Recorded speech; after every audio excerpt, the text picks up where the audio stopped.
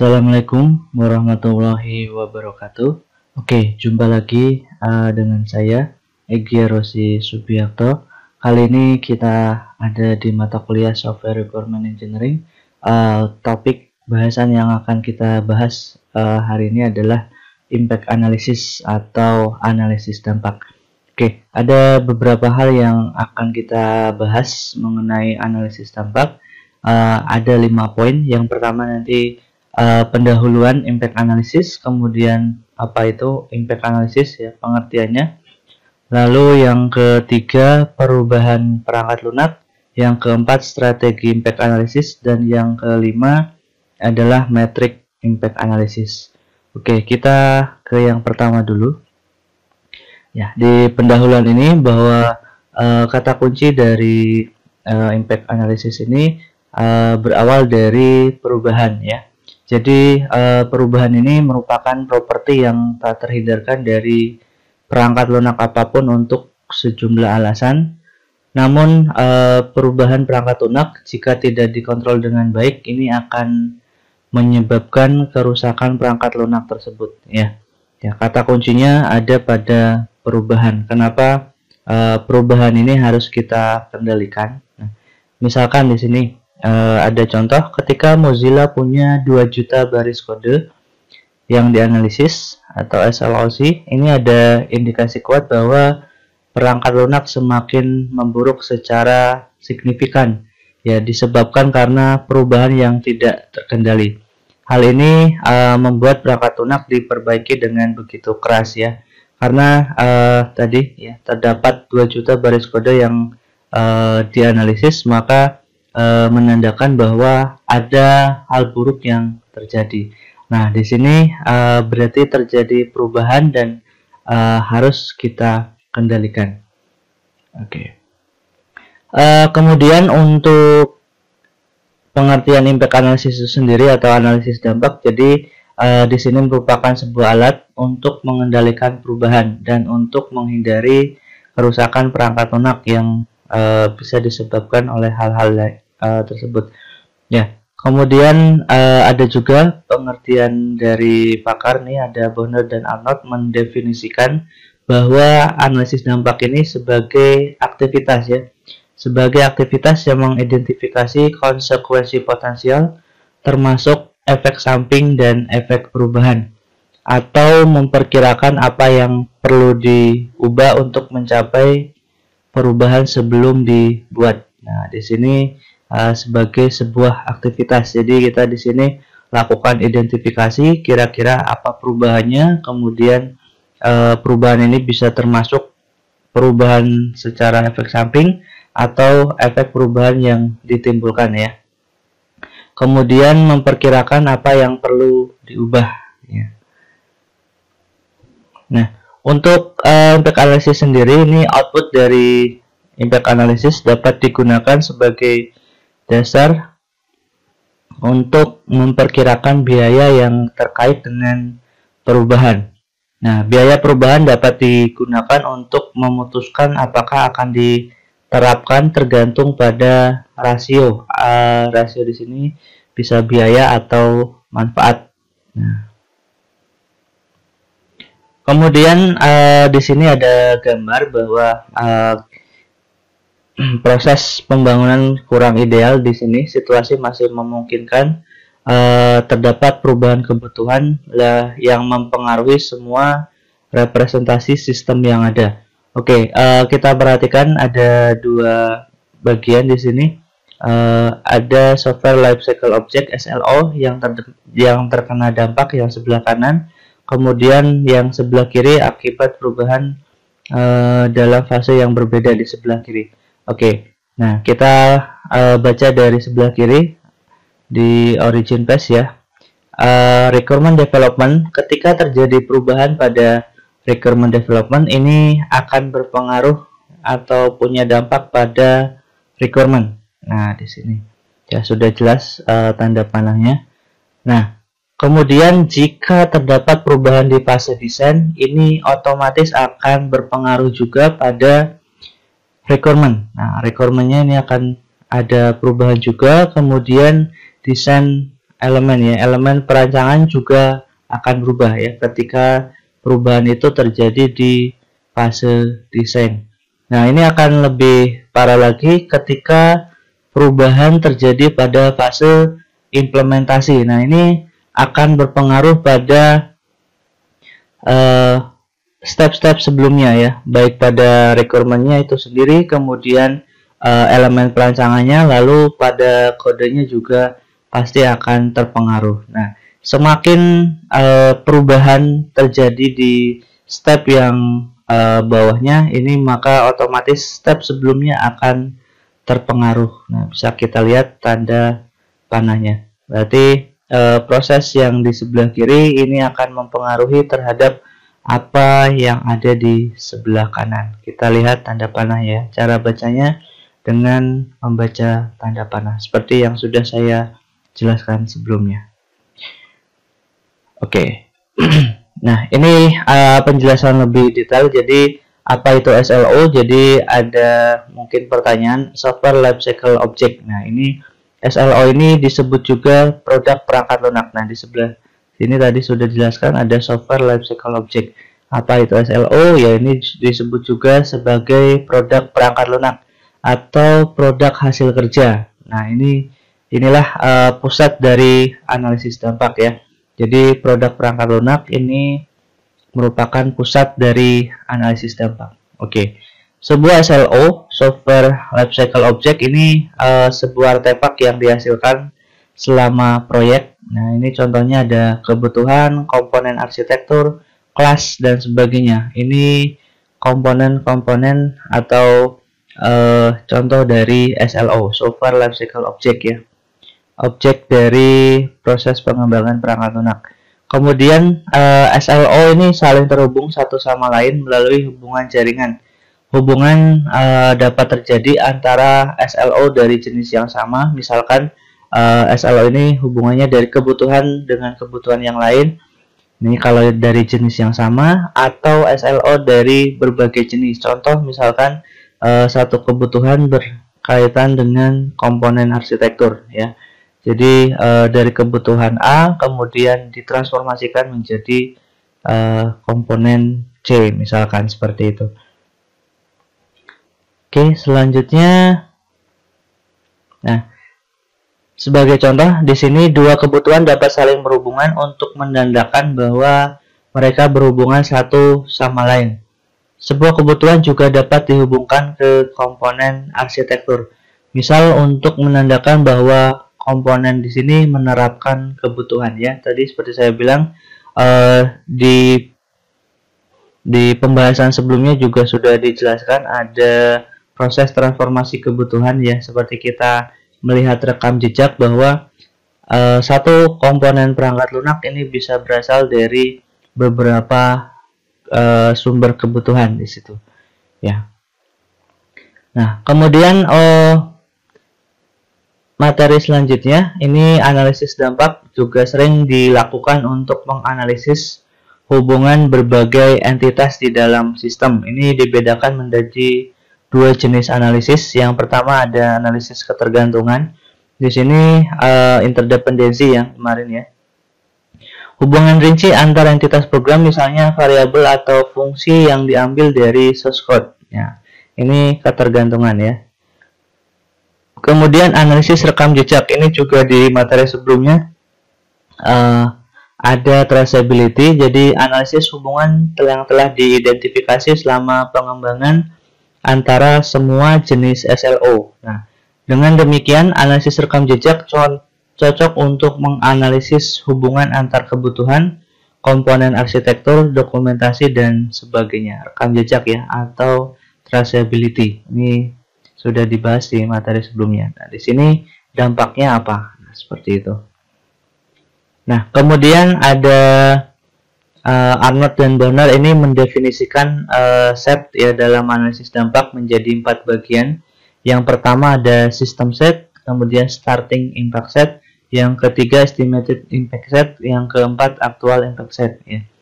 Ada 4 ya, ini berdasarkan Arnold dan Bonner.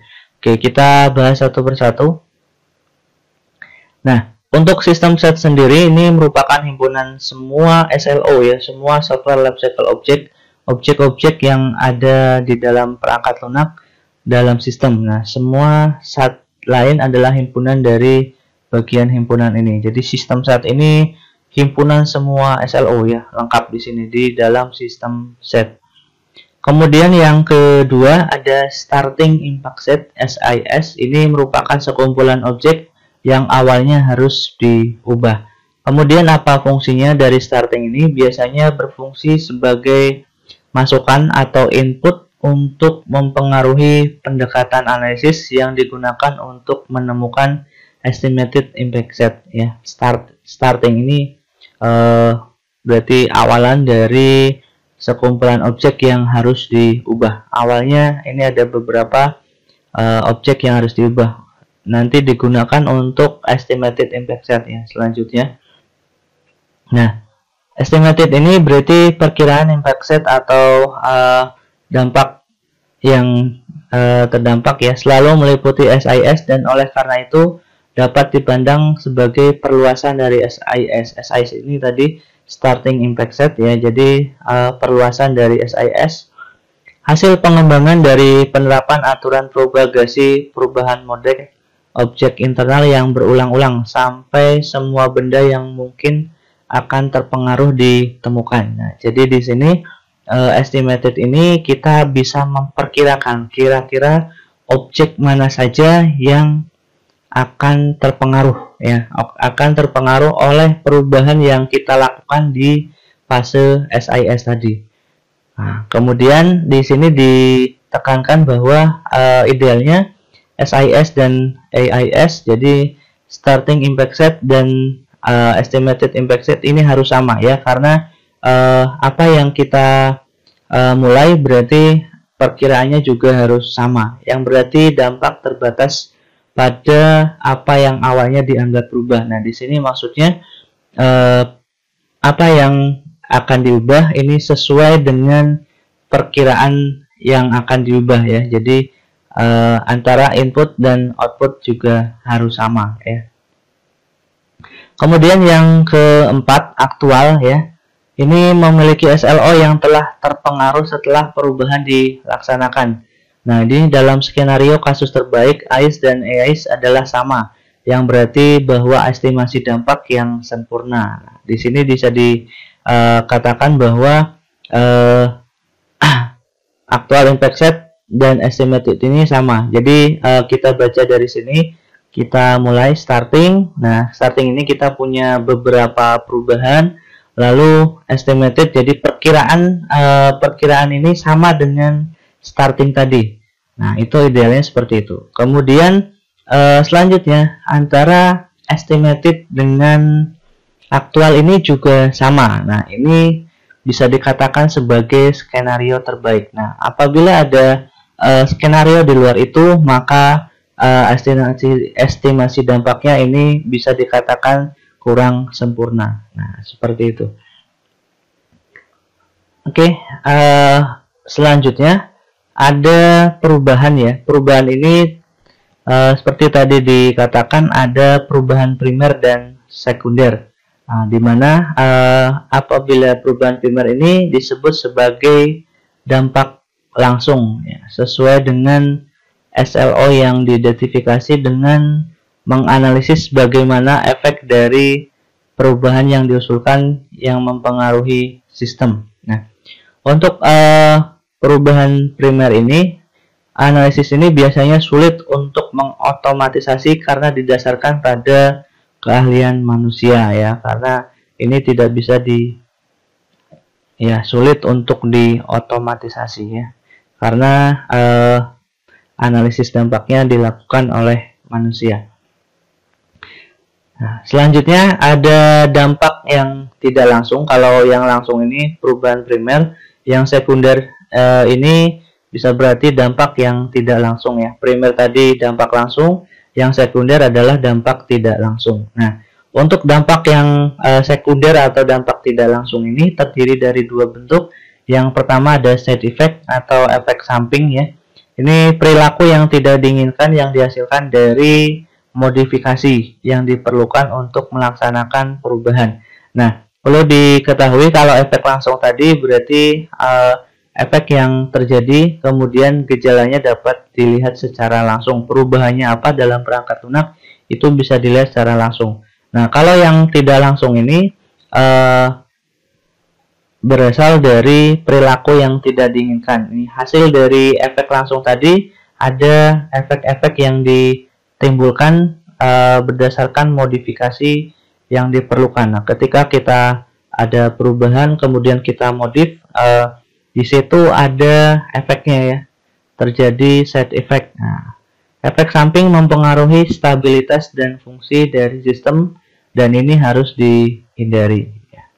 Kemudian ada ripple effect. Ini efek riak bisa kita katakan sebagai efek pada beberapa bagian dari sistem yang disebabkan oleh perubahan ke bagian lain. Efek riak ini tidak dapat dihindari ya, masih berhubungan dengan efek side effect tadi, karena ini konsekuensi dari struktur dan implementasi sistem. Ya, efek ripple effect ini bagaimanapun tetap harus kita identifikasi dan dihitung ketika perubahan dilaksanakan. Oke. Lanjut. Nah, kita ke perubahan kebutuhan. Jadi di sini perlu digarisbawahi. Jadi perangkat lunak ini berubah, ada beberapa alasan. Nah, ini ada beberapa alasan kenapa perangkat lunak berubah. Yang pertama dalam rangka memperbaiki kesalahan. Nah, berarti terdapat misalkan error atau bug dalam perangkat lunak tersebut. Nah, ini alasan yang pertama. Jadi kita perbaiki kesalahan. Kemudian perubahan yang kedua terjadi karena penambahan fitur baru. Nah, ini contoh dalam aplikasi-aplikasi misalkan Android. Nah, ketika ada perubahan baru, fitur baru misalkan ini ada notifikasi, di situ kita harus update. Nah, di situ ada deskripsi, terdapat penambahan fitur baru, misal seperti itu. Lalu yang ketiga, merestrukturisasi perangkat lunak untuk mengakomodasi perubahan di masa depan. Nah, maksudnya di sini ketika ada perubahan di masa depan dari yang dulunya misalkan aplikasinya hanya berupa web, kemudian di masa depan dia mengakomodasi untuk menggunakan perangkat mobile atau misalkan menggunakan Android atau iOS untuk sistem operasinya. Ya, ada 3 alasan kenapa perangkat lunak itu berubah ya. Perubahan kebutuhan adalah salah satu motivasi yang paling signifikan untuk perubahan perangkat lunak. Nah, terjadi perubahan kebutuhan, baik itu perbaiki kesalahan, penambahan fitur baru, atau mengakomodasi perubahan di masa depan. Oke, itu alasan perubahan kebutuhan. Selanjutnya, nah, perubahan kebutuhan menurut Leffingwell dan Widrick ini membahas 5 bagian penting. Jadi untuk pengelolaan kebutuhan ini bisa kita kelola ya. Di sini berdasarkan dari Leffingwell dan Widrick. Dalam gambar di bawah dijelaskan bahwa pembentukan kerangka kerja untuk manajemen proses perubahan yang memungkinkan tim proyek untuk mengelola perubahan dengan cara yang terkontrol di sini. Maksudnya, oke. Ada 5 proses di sini. Ada plan for change, jadi perencanaan untuk perubahan, kemudian ada baseline requirement, kemudian ada single channel, ada change control system, lalu ada pengelolaan hierarki. Nah, ini gambar dari kerangka kerja manajemen proses perubahan. Jadi perubahan ini harus kita kelola ya, harus kita manage. Oke. Kita bahas satu persatu. Untuk yang plan for change ini membahas fakta bahwa telah terjadi perubahan yang merupakan bagian penting dari pembangunan sistem ya. Di sini harus kita siapkan, harus kita rencanakan. Jadi plan for change di sini, persiapan ini penting untuk perubahan yang akan diterima. Kemudian penanganan ini juga harus secara efektif. Selanjutnya manajemen yang kedua ada baseline requirement. Ini berarti untuk merekam set kebutuhan ya. Hal ini ditekankan dari langkah untuk memungkinkan perubahan berikutnya dalam kebutuhan yang stabil yang dikenal dengan set kebutuhan. Jadi di sini proses yang kedua ini lebih kepada kita melakukan proses dokumentasi. Kita rekam kebutuhannya, kemudian perubahannya apa sehingga di masa depan kebutuhan tersebut stabil. Nah, ini jadi satu set kebutuhan yang stabil. Oke, selanjutnya proses yang ketiga single channel. Maksudnya di sini bahwa diperlukan untuk memastikan bahwa tidak ada perubahan yang diimplementasikan dalam sistem sebelum diteliti oleh seseorang. Jadi harus ada pemastian atau feasibility study dulu, kelayakan bagaimana perubahan tersebut diimplementasi. Jadi ada orang yang meneliti dulu, kemudian diawasi oleh beberapa orang, lalu proyek dan anggarannya juga sesuai. Dalam organisasi yang lebih besar, single channel sering disebut Change Control Board atau CCB atau papan pengendalian perubahan. Jadi ada bisa kita simpulkan bahwa perubahan itu bisa diawasi ya, baik secara personal maupun secara kelompok atau institusi atau organisasi ya. Selanjutnya proses yang keempat ada change control system. Di sini maksudnya dari efek sebelumnya bahwa papan pengendalian perubahan ini memungkinkan untuk mengumpulkan, melacak dan menilai dampak perubahan. Nah, menurut Leffingwell dan Wittrick, jadi perubahan harus dinilai dampak, biaya dan fungsinya. Kemudian perubahan mungkin berdampak pada stakeholder eksternal, misalnya pelanggan, dan berpotensi mengacaukan sistem. Jadi biar tidak kacau maka di sini harus dikontrol. Nah, ada tadi papan pengendalian perubahan. Jadi diawasi satu sama lain. Nah, jika papan pengendalian tadi tidak diawasi, ini jika diabaikan, sistem yang ditujukan sebelumnya cenderung akan memburuk ya. Maksud di sini ketika ada perubahan dibiarkan saja, tidak ada pengawasan, maka cenderung akan memburuk. Oke. Selanjutnya, kita ke perubahan kebutuhan. Jadi berdasarkan kerangka di atas, proses perubahan dan menentukan suatu perubahan yang sebenarnya. Proses yang diusulkan oleh Kotoya dan Sommerfeld ini merupakan proses yang rinci ya. Ada beberapa tahap ya dari kerangka di atas tadi, manajemen perubahan dari Leffingwell dan Wittrick. Oke, ini kemudian ada proses yang rinci, langkah-langkahnya dari Kotoya dan Sommerfeld. Yang pertama, analisis masalah dan spesifikasi kebutuhan. Kita analisis dulu masalahnya, kemudian spesifikasi perubahannya seperti apa. Ini harus dipastikan dulu.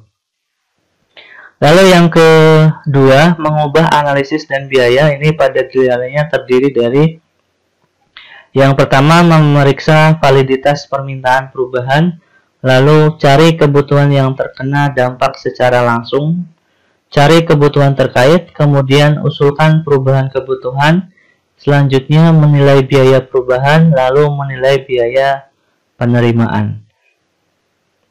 Nah, analisis dampak dilakukan dalam langkah-langkah 2B, maksudnya di sini nomor 2, kemudian ini bisa kita artikan A, B, C, D, E, F ya. Antara langkah 2B berarti cari kebutuhan yang terkena dampak langsung, kemudian cari kebutuhan terkait, lalu nilai biaya perubahan.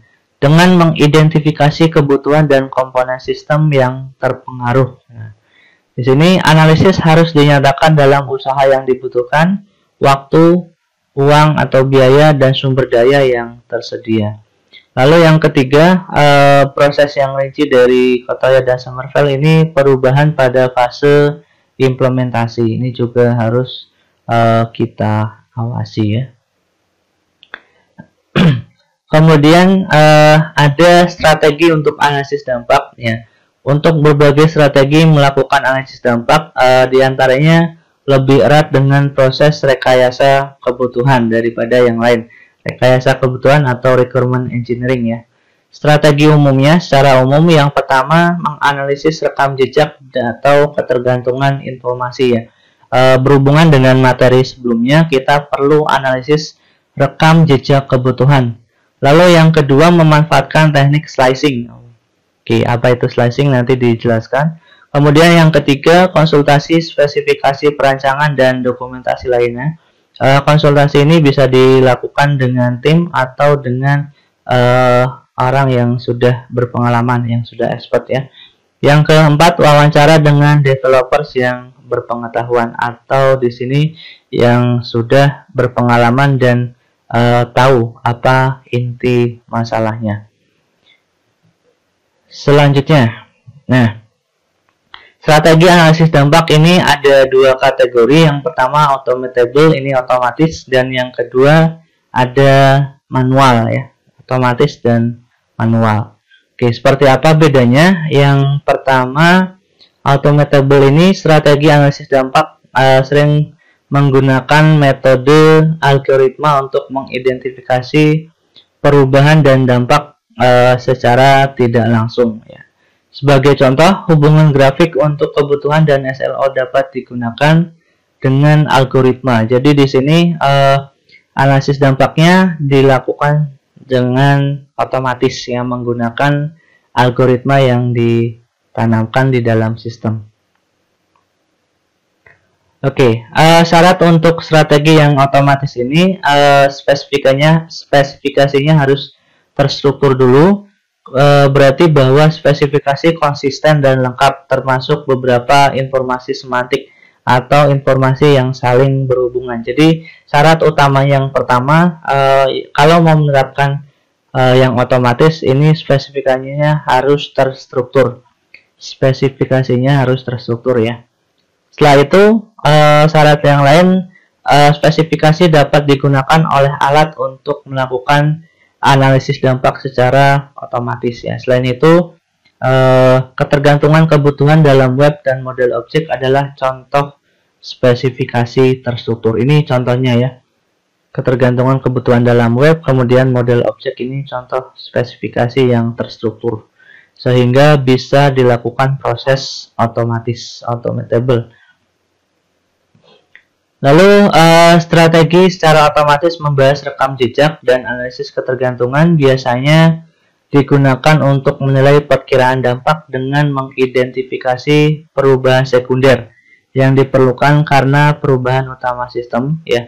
Strategi otomatis tidak cocok untuk mengidentifikasi dampak langsung ya. Tadi seperti dikatakan sebelumnya bahwa dampak langsung ini dikoreksi oleh manusia secara manual. Jadi dampak yang langsung ini tidak bisa dilakukan otomatis, tapi hanya bisa dilakukan manual oleh manusia. Nah, strategi otomatis ini berarti cocok untuk menganalisa atau mengidentifikasi dampak tidak langsung tadi ya. Kemudian dalam automatable tadi ada traceability atau rekam jejak atau dependency analysis ya. Yang kedua slicing teknik. Nah, apa itu? Kita bahas. Nah, untuk yang traceability di sini analisis rekam jejak dan ketergantungan melibatkan pemeriksaan hubungan antara entitas ya. Di sini keterkaitan antara satu entitas dengan entitas lain di dalam perangkat lunak ya. Ini lingkupnya dan tingkat detailnya berbeda ya. Analisis rekam jejak ini menganalisis hubungan semua jenis SLO ya, baik kebutuhan, komponen, dan lain sebagainya. Ini dianalisis. Sedangkan analisis ketergantungan ini analisis ketergantungan tingkat rendah yang diambil dari source code. Adakah kode yang berhubungan antara satu dengan yang lain? Nah, ketika terjadi perubahan di satu kode, akankah berpengaruh pada kode yang lain? Ini analisis ketergantungan. Nah, kemudian ada teknik slicing. Apa itu slicing? Slicing ini mengiris ya, mencoba untuk memahami ketergantungan menggunakan irisan independen dari program ya. Biasanya ada ketergantungan yang beririsan ya. Program ini diiris menjadi irisan dekomposisi berisi tempat perubahan dan sisa dari program ya. Slicing didasarkan pada data dan keterkaitan dalam program ini ya. Perubahan yang dilakukan pada potongan dekomposisi sekitar variabel yang diiris didasarkan pada slice atau slice pelengkap yang tidak terpengaruh ya. Teknik ini menggunakan irisan ya. Ketika satu perubahan akankah berdampak pada perubahan yang lain. Nah, di sini digambarkan irisan antara satu perubahan dengan perubahan yang lain. Oke, itu analisis otomatis. Nah, sekarang kita ke yang manual. Jadi manual ini dilakukan secara manual oleh manusia ya. Strategi analisis dampak manual tidak tergantung pada spesifikasi terstruktur. Nah, kalau yang otomatis tadi harus spesifikasinya terstruktur. Kalau di sini tidak tergantung ya pada spesifikasi terstruktur tadi. Ya, akibatnya ada risiko yang kurang tepat dalam prediksi dampak secara manual ya. Ini kelemahannya, kalau manual ini bisa jadi kurang tepat prediksinya. Di sisi lain, strategi manual lebih mudah untuk memperkenalkan proses manajemen perubahan dan biasanya digunakan dalam industri tanpa memperhatikan ketepatan strategi manual tersebut. Nah, kalau manual ya dilakukan secara manual oleh manusia. Nah, strategi manual dalam hal ini menggunakan desain documentation dan interview digunakan untuk menilai dampak awal dengan mengidentifikasi dampak secara langsung ya. Identifikasi dampak sekunder atau tadi ya mungkin dilakukan tetapi lebih baik ditangani oleh strategi automatable ya atau otomatis. Strategi manual dapat digunakan untuk menangkap link traceability atau rekam jejak antar SLO ya, karena dilakukan manual ini dapat digunakan untuk menangkap rekam jejak antar SLO tadi dan digunakan dalam analisis rekam jejak ya. Nah, ada beberapa faktor ya dari keberhasilan dan ketepatan kegiatan untuk analisis dampak secara manual.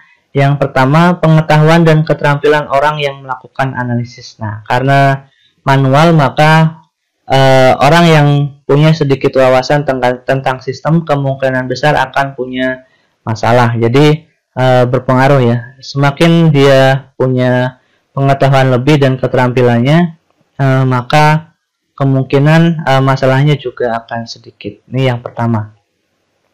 Kemudian keberhasilan juga ditentukan oleh ketersediaan dokumentasi. Nah, ini biasanya banyak ditemukan ketika dokumentasi hilang ataukah terhapus atau misalkan dibawa oleh developer sebelumnya. Ini dokumentasi yang tersembunyi dalam tanda kutip di komputer pribadi atau disimpan dalam binder dapat diabaikan dalam analisis. Nah, ini semakin lengkap dokumentasinya, analisis dampaknya juga akan semakin baik. Nah, begitu pula sebaliknya ya.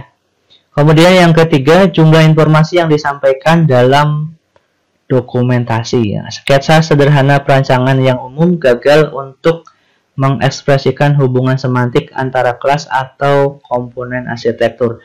Nah, di sini maksudnya walaupun sudah ada dokumentasi tapi dokumentasinya tidak lengkap, ini sama saja analisis dampaknya juga akan lebih susah ya kalau dilakukan secara manual. Jadi dibiasakan kalau membuat dokumentasi, misalkan dokumen SKPL, DPPL dan sebagainya, ini harus lengkap ya, jangan istilahnya setengah-setengah. Kemudian yang keempat, keberhasilan juga ditentukan oleh dokumentasi yang jelas dan konsisten. Di sini jelas dokumentasinya ya, poin-poin yang ada di dalam dokumentasi jelas, kemudian konsisten. Ketika ada 5 kebutuhan, maka di halaman selanjutnya juga 5. Di sini konsisten ya, tidak terdapat perubahan yang signifikan. Oke, bisa kita simpulkan bahwa strategi otomatis ini punya kemampuan memberikan estimasi dampak yang halus dalam mode otomatis, tapi butuh infrastruktur yang rinci dan mengakibatkan pada waktu yang terlalu banyak ya. Kalau yang manual bedanya ini dilakukan oleh orang yang terbaik atau manusia sebagai lawan dari alat tadi otomatis. Ini membutuhkan infrastruktur yang biasa saja, ya sederhana, tapi punya estimasi yang kasar ya. Nah, ini kekurangan dan kelebihannya. Kalau otomatis dia halus, tapi membutuhkan infrastruktur yang rinci. Kalau dengan manual, infrastrukturnya biasa saja boleh, tapi estimasinya juga kasar, dampaknya seperti itu. Itu secara ringkas perbedaan antara otomatis dan strategi manual. Nah, selanjutnya ada matriks ya. Di sini matriks ini berguna dalam menganalisis dampak karena berbagai alasan ya. Matriks dapat digunakan untuk mengukur dan menghitung perubahan yang disebabkan oleh kebutuhan baru atau kebutuhan yang diubah pada analisis dampak. Kemudian metrik ini juga digunakan untuk mengevaluasi proses analisis dampak itu sendiri setelah perubahan dilaksanakan. Nah, seberapa parah atau mahal sebuah perubahan ini merupakan hal yang berguna untuk menentukan faktor-faktor dampak. Di sini Linval mendefinisikan faktor dampak pada tabel. Nah, nanti kita lihat tabelnya, ini berdasarkan Linval. Faktor dampak didasarkan pada temuan empiris di mana ditetapkan bahwa perubahan setiap jenis SLO dapat digunakan sebagai indikator tingkat perubahan. Semakin tinggi faktor dampak, semakin parah perubahannya. Oke, kita lihat tabelnya dari Linval. Nah, di sini M1 matriks 1, jadi dampaknya perubahan model objek perancangan. Deskripsinya bisa kita baca ya di sini. Kemudian faktor dampak yang kedua, perubahan model objek analisis. Yang matriks yang ketiga, perubahan model objek domain. Yang keempat, perubahan model use case. Nah, di sini perubahan-perubahan yang terjadi. Yang pertama model perancangan, yang kedua model analisis, yang ketiga model objek domain. Domain ini di mana sistem berada. Kemudian yang keempat, perubahan model use case. Nah, penjelasannya bisa kita pahami di sini. Untuk perancangan ini menganggap deskripsi nyata atau fisik sistem dapat menghasilkan perubahan dalam arsitektur perangkat lunak. Kemudian untuk analisis ini menganggap deskripsi ideal atau logis dari sistem ya. Kemudian untuk objek domain, perubahan menganggap kosakata yang dibutuhkan dalam sistem. Perubahan ini menghasilkan perubahan besar dalam arsitektur perangkat lunak. Lalu untuk model use case, perubahan ini memerlukan penambahan dan penghapusan dalam model use case. Di sini mungkin perlu perubahan besar dalam arsitektur perangkat lunak ya. Ini matriksnya ada 4 berdasarkan Linval tadi. Nah, itu matriks. Kemudian kita ke alat pendukung. Jadi untuk menggunakan otomatis tadi ada alat pendukung di sini. Sebuah database atau spreadsheet sederhana dapat digunakan sebagai alat pendukung ya. Alat pendukung manajemen dampak tadi, tetapi masih membutuhkan cukup banyak pekerjaan manual. Jadi kita bisa pakai Excel di sini yang pada akhirnya dapat menyebabkan inkonsistensi pada manajemen perubahan data. Oke. Nah, di sini untuk alat pendukung dalam sebuah survei fitur dari 29 alat manajemen kebutuhan pendukung rekam jejak kebutuhan di sini hanya bisa menemukan 9 alat yang eksplisit dinyatakan dalam situs web. Kemudian mereka mendukung rekam jejak antar kebutuhan dan SLO lainnya seperti elemen desain, uji kasus dan kode. Nah, hal ini menunjukkan bahwa kasus itu perlu menggunakan beberapa alat yang berbeda. Oke, di sini sebagai pengetahuan, jadi alat yang digunakan untuk pengelolaan perubahan tadi, efek dari rekam jejak kebutuhannya. Ini materi ini memang berhubungan dengan materi sebelumnya. Nah, untuk contohnya ini ada alat pendukungnya. Yang pertama Aggiat ya.